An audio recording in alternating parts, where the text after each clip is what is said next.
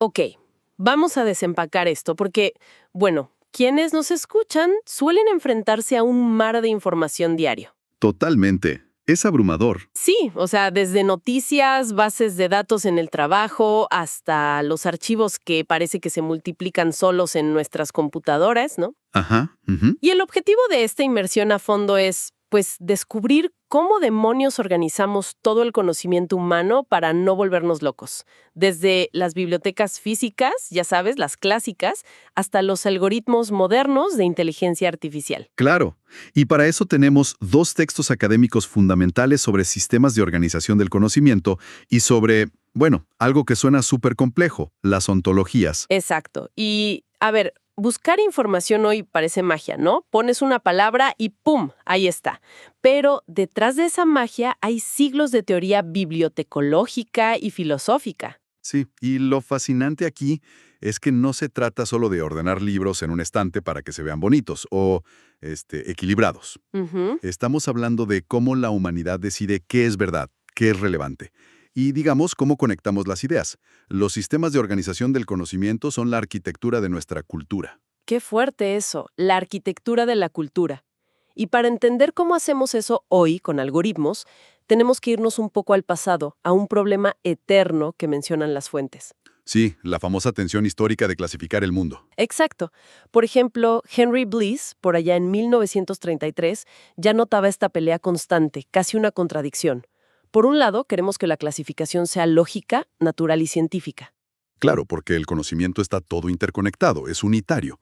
La biología se conecta con la química con la física. Ajá. Pero por otro lado, somos humanos, así que necesitamos que sea, pues, práctica, arbitraria e intencionada. Exactamente.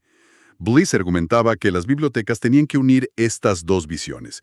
El universo es uno solo, pero nuestros intereses son, bueno, desordenados y súper diversos.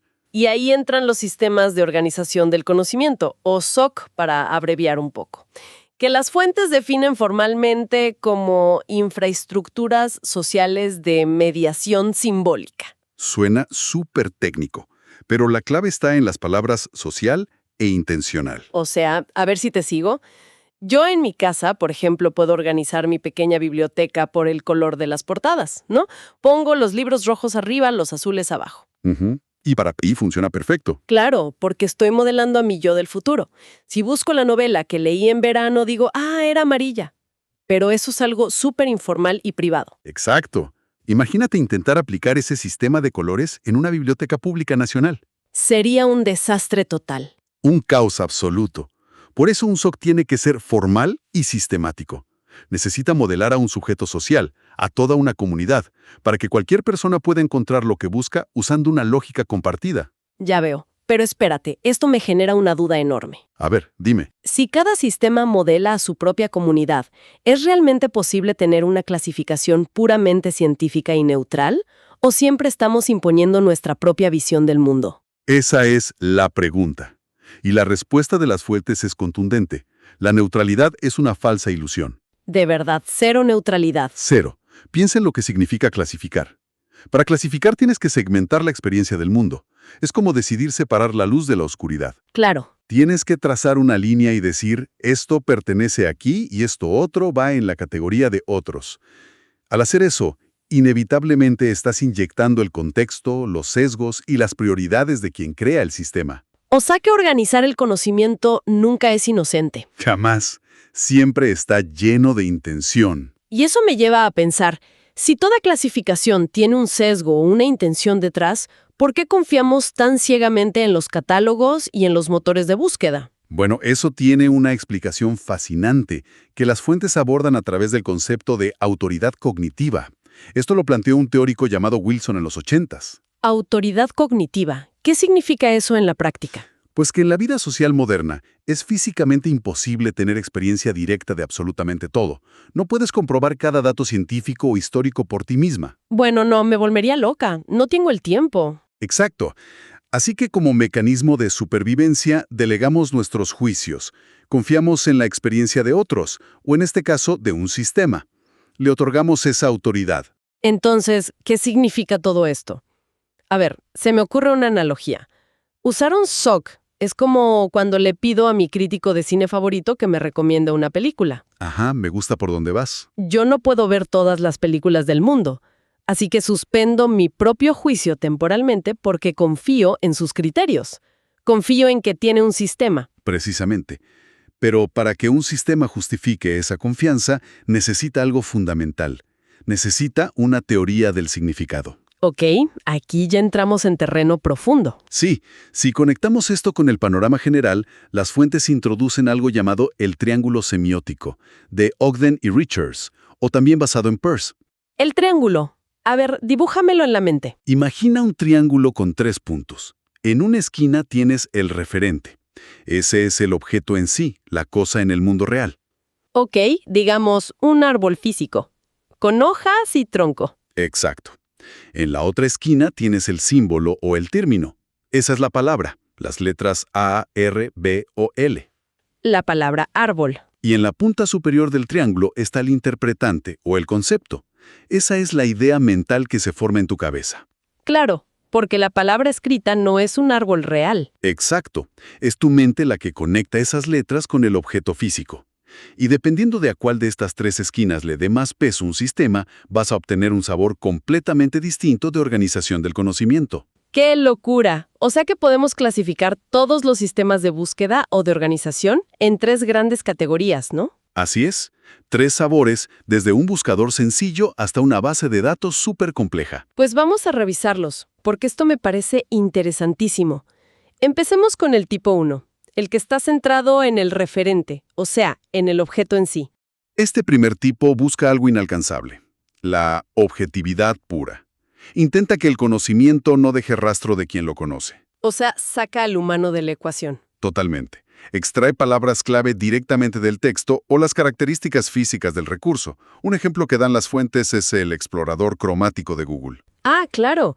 Cuando buscas imágenes que sean predominantemente rojas. Exacto. El sistema no sabe qué significa el rojo, solo cuenta píxeles. Es un reflejo crudo de lo que hay ahí. Ok, entendido. Luego tenemos el tipo 2, que sería el centrado en el interpretante, en el sujeto. Aquí asumo que la cosa cambia por completo. Da un giro de 180 grados. Aquí todo depende de las representaciones de los usuarios. Se basa en la popularidad, en la frecuencia y en el contexto del momento. Estamos hablando de los famosos hashtags, ¿no? O las etiquetas en redes sociales, las folksonomías. Sí, eso mismo. La gente decide cómo llamar a las cosas orgánicamente. El problema es que es súper volátil. Un día una palabra significa una cosa y el mes siguiente es un meme. Es un concurso de popularidad total. Y entonces llegamos al tipo 3, centrado en el símbolo, en el lenguaje. Este es el peso pesado. Aquí no dependemos de píxeles ni de hashtags pasajeros. Dependemos de modelos preexistentes con reglas súper estrictas y redes de coherencia semántica. Y aquí es donde las fuentes citan a Borges, ¿verdad? Sí, en su ensayo El ruiseñor de Keats, Borges habla de la visión platónica, la idea de creer que el universo es un cosmos, un orden real que ya existe y no solo una ficción que nos inventamos. ¡Wow! El tipo 3 asume eso, que podemos crear un orden totalizador. Los tesauros, la clasificación Dewey de las bibliotecas y las ontologías pertenecen a este grupo. Pero, a ver, aquí es donde se pone realmente interesante. Te escucho. Si el tipo 1 es este espejo crudo que solo cuenta colores y el tipo 2 es el caos de las redes sociales, ¿acaso el tipo 3 no es como intentar forzar al mundo moderno e encajar en un mapa rígido que alguien dibujó hace 100 años? Sí, tienes toda la razón. Y es una excelente observación. Es que me parece demasiada estructura para un mundo que cambia tan rápido. Efectivamente, asume que hay un orden preexistente, y eso puede ser rígido. Pero, y aquí está el truco, justamente de este tercer grupo, intentando superar esa rigidez, surge la herramienta más poderosa que tenemos en la actualidad. Las ontologías. Las ontologías, que pasaron de ser pura filosofía a ser el motor central de la inteligencia artificial. Y las fuentes cuentan que hubo como una especie de choque cultural con esto, ¿no? Un choque enorme. Antes de los 80s, hablar de ontología en bibliotecología era casi un debate filosófico de salón. Claro, sobre la naturaleza del ser y esas cosas. Pero en los 90s, con proyectos como Cactus en 1995, se volvieron el puente entre las ciencias computacionales y las ciencias documentales. Me imagino a los bibliotecólogos tradicionales diciendo, espérate, ¿qué hacen estos ingenieros en sistemas metiéndose con mis clasificaciones? Hubo muchísimo recelo. El debate era si esto era solo una herramienta importada de los programadores o una evolución natural de las técnicas de la biblioteca, ¿Y cuál fue la conclusión de las fuentes? que nacieron en la inteligencia artificial, sí, pero se expandieron por su gigantesco potencial para representar la realidad. O sea que superaron a las clasificaciones alfabéticas tradicionales. Por mucho. A diferencia de una clasificación alfabética o jerárquica súper rígida, las ontologías son gráficos no lineales. Son como redes neuronales de conceptos. Ok, me cuesta un poco visualizarlo. Sé que tienen una estructura fundamental, las fuentes mencionan varios componentes. Sí, son 6 elementos básicos: conceptos, clases, instancias, atributos, relaciones y axiomas. A ver, para hacerlo más digerible, vamos a aplicar esto a un ejemplo cotidiano basado en la fuente, digamos los fenómenos naturales. Parece perfecto. Vamos armando la ontología. Ok, la clase, o sea, el nodo principal, sería fenómeno meteorológico, ¿no? Exacto. Esa es tu categoría general, tu unidad abstracta. Luego viene la instancia, que sería el individuo específico. Por ejemplo, la tormenta tropical Kai. Muy bien. Ahí ya bajaste de lo abstracto a un evento particular en el mundo. Después le pongo un atributo, digamos una variable descriptiva como 120 kilómetros por hora. Perfecto. Y luego, claro, tienes las relaciones, que vinculan esa tormenta con otros eventos o lugares geográficos. Y por último están los axiomas, que según leí es como una regla inquebrantable. Por ejemplo, establecer matemáticamente que un fenómeno hidrológico jamás es lo mismo que uno meteorológico. Le diste al clavo. Las computadoras entienden esos axiomas como restricciones lógicas puras. ¿Corremos el riesgo de sobrecomplicar las cosas? ¿En qué sentido? Pues que si el conocimiento es humano y fluido, ¿por qué necesitamos axiomas matemáticos tan estrictos para organizarlo? Esto plantea una pregunta importante. Y la respuesta es el núcleo de todo esto. Las ontologías son trascendentales precisamente porque tienen que ser comprensibles para los humanos y también para las máquinas simultáneamente. Ah, claro. Las máquinas no entienden el sarcasmo ni la intuición. Exacto. Son la base de la web semántica. Son la única forma que tenemos de enseñarle a una computadora no solo qué es un documento, sino por qué importa y cómo se relaciona con el resto del mundo. O sea, no están buscando letras coincidentes, están buscando significado. Están resonando dentro de los parámetros matemáticos que les dimos. Ha sido un recorrido largo. Sí, empezamos desde esa angustia histórica de Henry Bliss por intentar ordenar bibliotecas, reconciliando lo científico con lo humano. Pasamos por el triángulo del significado y por qué delegamos nuestra autoridad cognitiva. Hasta llegar a estas redes complejas, no lineales, que son las ontologías que alimentan a la inteligencia artificial moderna. Así es. Y lo que la audiencia tiene que recordar es que cada vez que buscan algo en sus teléfonos, hay todo un andamiaje filosófico y matemático operando en fracciones de segundo para darles la respuesta. Literalmente siglos de pensamiento humano trabajando en milisegundos. Pero antes de irnos, quiero despedir a quienes nos escuchan con una idea para reflexionar a solas, muy inspirada en las fuentes. A ver. Específicamente pensando en Jorland, que decía que las teorías son sistemas de organización del conocimiento. Gran cita. Piensen en esto.